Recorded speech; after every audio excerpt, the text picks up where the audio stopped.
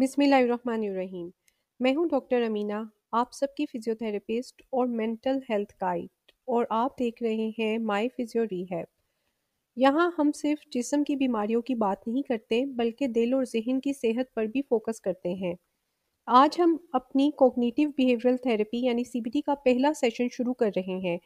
یہ ایک ایسی تھراپی ہے جو دنیا بھر میں سب سے زیادہ مؤثر ثابت ہوئی ہے لوگوں کے ذہنی دباؤ، اداسی، بے چینی اور نیگیٹو سوچنے کے انداز کو بدلنے کے لیے۔ CBT کا اصل مقصد یہ ہے کہ انسان اپنے ذہن کے اس سسٹم کو سمجھے جو روزمرہ کے جذبات اور رویوں کو کنٹرول کرتا ہے۔ انسان کا ذہن ہر وقت سوچ رہا ہوتا ہے۔ ہر دن ہمارے دماغ سے تقریباً 60,000 خیالات گزرتے ہیں، جن میں سے بہت سے ہم نوٹس بھی نہیں کرتے۔ یہ خیالات اکثر ہمارے جذبات بنتے ہیں اور جذبات ہمارے رویے۔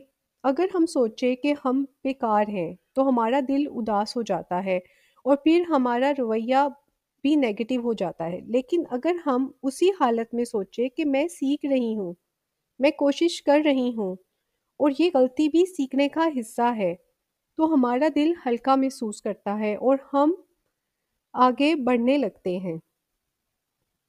CBT کا پہلا اصول ہے خیال، احساس، رویہ۔ یعنی پہلے خیال آتا ہے، اس سے احساس پیدا ہوتا ہے اور پھر رویہ اس کے مطابق طے ہوتا ہے۔ لیکن بہت دفعہ ہم خیال اور حقیقت میں فرق نہیں سمجھ پاتے۔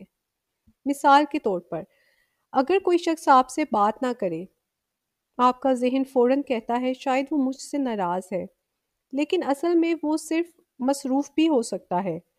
اگر آپ اس منفی خیال کو یقین بنا لیں تو دل اداس ہو جاتا ہے، لیکن اگر آپ خیال کو روک کر پوچھیں کیا یہ واقعی ثبوت پر مبنی ہے، تو آپ کا ذہن خود آپ کو تسلی دے گا۔ CBT ہمیں سکھاتی ہے کہ ہر خیال کو ویریفائی کرنا سیکھیں۔